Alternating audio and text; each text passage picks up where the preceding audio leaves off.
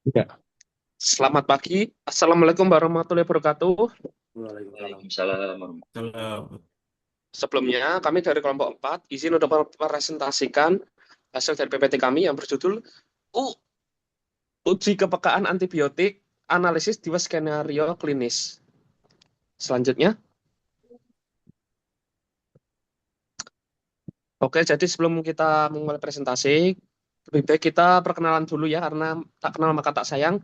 Perkenalkan saya Muhammad Arfi Paramana dengan NIM 25090101116 dan rekan saya.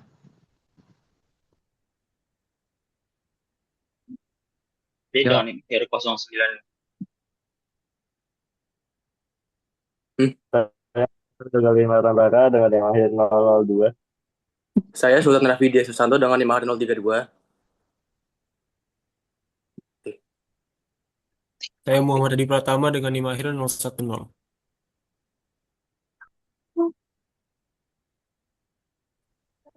Next.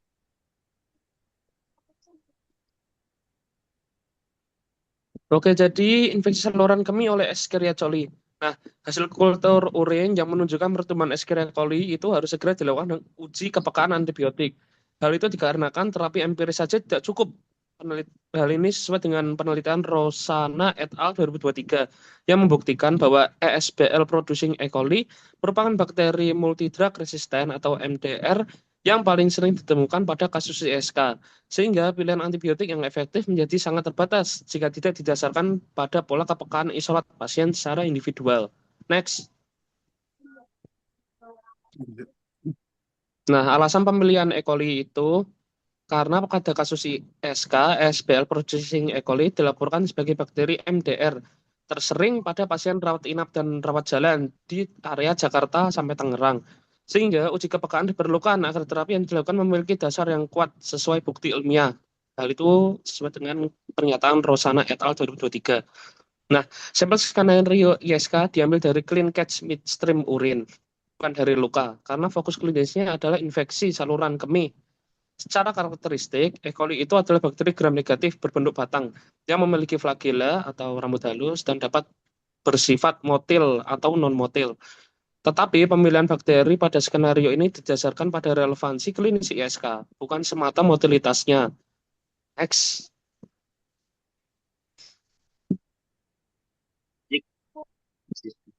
Yaitu sistem VTEX 2.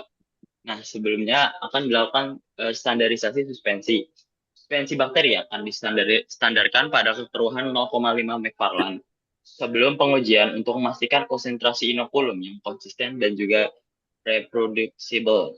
Untuk sistem pengujiannya sendiri, isolat dari urin yang telah teridentifikasi diuji menggunakan sistem VTEC 2, platform otomatis yang mengukur nilai minimum inhibitory concentration atau MIC secara untuk panel antibiotik yang diuji yaitu ada ceftriaxone dan ciprofloxacin. Selanjutnya ada nitrofurantoin dan amikacin dan meropenem dan ertapenem. Panel antibiotik tersebut relevan untuk bakteri gram negatif seperti E. coli dan mencakup opsi lini pertama hingga cadangan termasuk carbapenem. Next.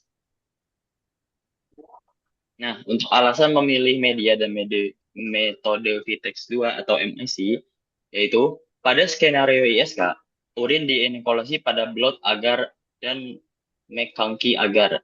Dari media ini, isolat bermakna kemudian diidentifikasi untuk analisis lanjutan. Kepekaan isolat diuji menggunakan VTEX 2 compact system berbasis MIC, yaitu metode ini lebih sesuai untuk pemilihan antibiotik klinis karena memberikan hasil AST yang relevan untuk isolat urin. Rosana et al. 2023. Pendekatan ini dipilih karena hasil AST VTEC 2 diinterpretasikan berdasarkan minimum inhibitory concentration setiap antibiotik dalam panel uji. Karena itu, metode ini tepat untuk isolat klinis dari urin yang membutuhkan keputusan terapi yang spesifik. Rosana et al. 2023. Next. Yang selanjutnya untuk skenario 2, infeksi luka pasca laparotomi oleh Staphylococcus aureus. Nah, untuk gambar klinisnya, Pasien pasca operasi laparotomi mengalami demam tinggi disertai dengan luka operasi bernanah. Tanda khasnya tanda khas infeksi luka pasca bedah. Kondisi ini memerlukan identifikasi patogen dan uji kepekaan segera. Relevansi pemetaan resistensi. Menurut Prasetyo et al. 2023 memasukkan Prostugikalwon dalam sampel penelitian resistensi antimikroba di Indonesia. Hasilnya menegaskan bahwa pola resisten multidrug atau MDR pada lokasi operasi memerlukan pemetaan lokal untuk mendukung pemilihan antibiotik yang tepat dan mencegah kegagalan terapi. Next. Selanjutnya ke metode. Yang pertama itu ada metode difusi cakram Kirby-Bauer. Metode standar untuk uji kebakan Staphylococcus aureus pada skenario kedua adalah uji difusi cakram Kirby-Bauer menggunakan media Mueller-Hinton agar atau MHA. Prinsip dasarnya itu cakram antibiotik yang diletakkan di atas agar yang telah diinokulasikan akan melepaskan antibiotik secara difusi radial, sehingga terbentuk zona bening di sekitar cakram yang mencerminkan aktivitas hambat antibiotik terhadap bakteri tersebut. Metodenya secara singkat yaitu pertama itu persiapan kultur, lalu dilanjutkan dengan standarisasi 0,5 McFarlane, lalu diinokulasi MHA, seterusnya itu diletakkan cakram dan inkubasi, dan yang terakhir itu ukur zona dengan menggunakan milimeter. Setelah inkubasi aerob 37 derajat Celcius selama 24 jam, diameter zona hambat diukur dalam satuan milimeter dan dibandingkan dengan tabel breakpoint masing-masing antibiotik untuk menentukan kategori sensitif, intermediate, atau resisten. Next. Mengapa memilih metode Kirby-Bauer dan teknik inokulasi perataan? Yang pertama itu karena untuk mengukur kepekaan bakteri.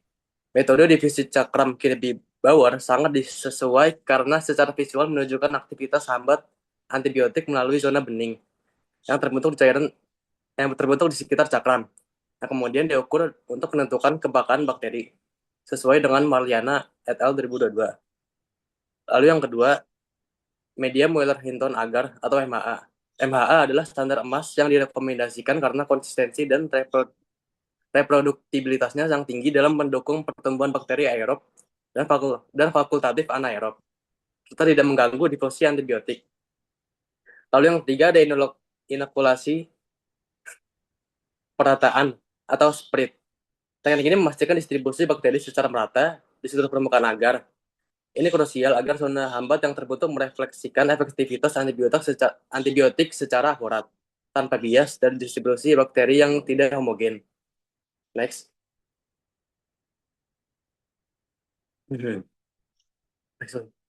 Next. Lalu selanjutnya ada hasil uji kepekaan pada 4 antibiotik yang diuji.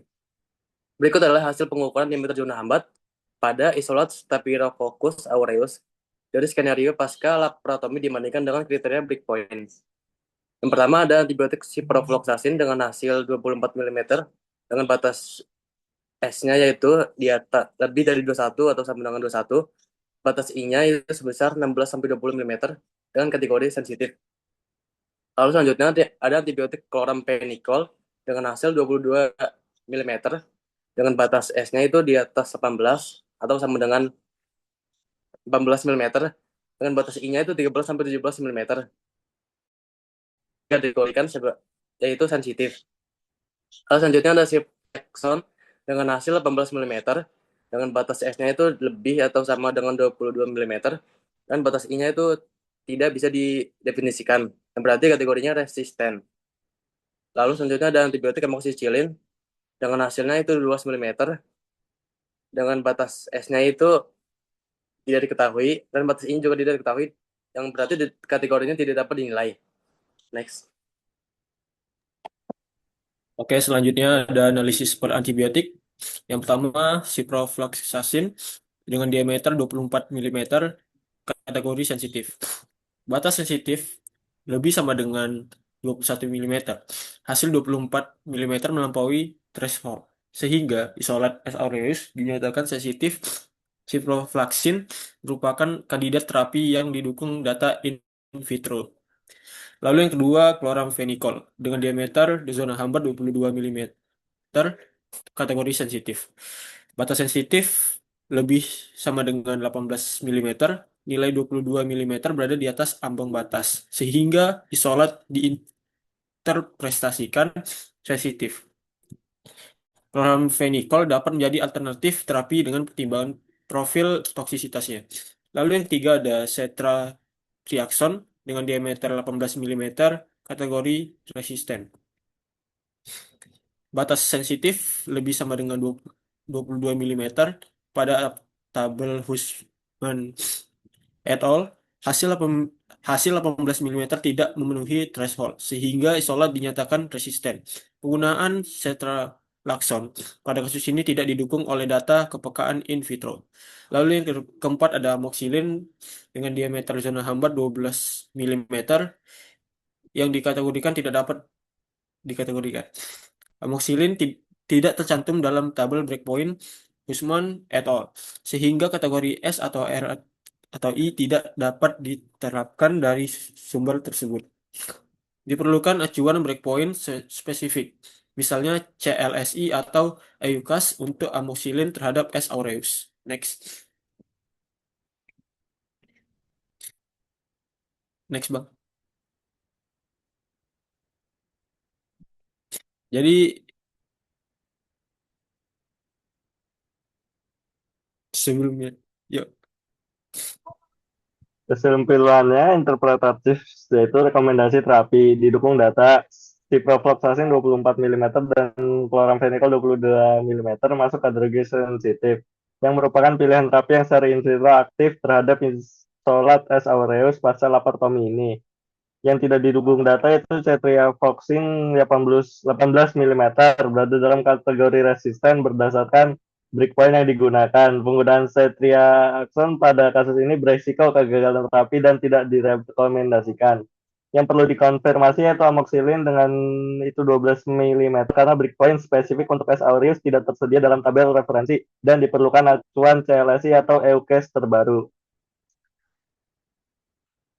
Selanjutnya, apakah sampelnya hanya bisa diambil dari urin? Tidak juga. Jenis sampel bergantung pada lokasi infeksi. Dalam skenario pertama, urin digunakan untuk ISK.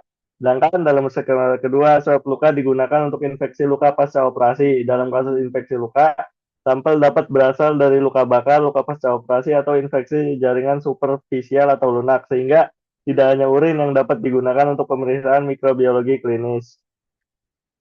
Implikasinya yaitu pentingnya uji kepekaan rutin karena terapi empiris tanpa data kepekaan meningkatkan risiko kegagalan terapi terutama pada patogen MDR seperti ISBL, producing E. coli. Yang kedua, standarisasi metode produksi Kibri Bayer yang tepat dari standarisasi 0,5 McFarland hingga inkubasi 37 derajat per 24 jam sangat menentukan validitas hasil dan kategori interpretasi.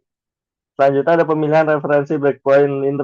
Interpretasi harus merujuk breakpoint yang relevan seperti CLSI atau EUCAS untuk setiap kombinasi antibiotik organisme. Kasus amoxicillin mengilustrasikan bahwa data tidak lengkap menghasilkan kesimpulan yang tidak sahih. Selanjutnya ini ada daftar pustaka yang digunakan.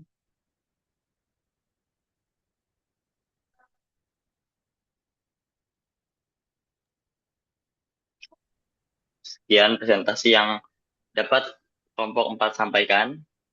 Kami mohon maaf bila ada kesalahan. Kami akhiri. Wassalamualaikum warahmatullahi wabarakatuh. Wabarakatuh. Waalaikumsalam. Waalaikumsalam Waalaikumsalam warahmatullahi warahmatullahi wabarakatuh. wabarakatuh.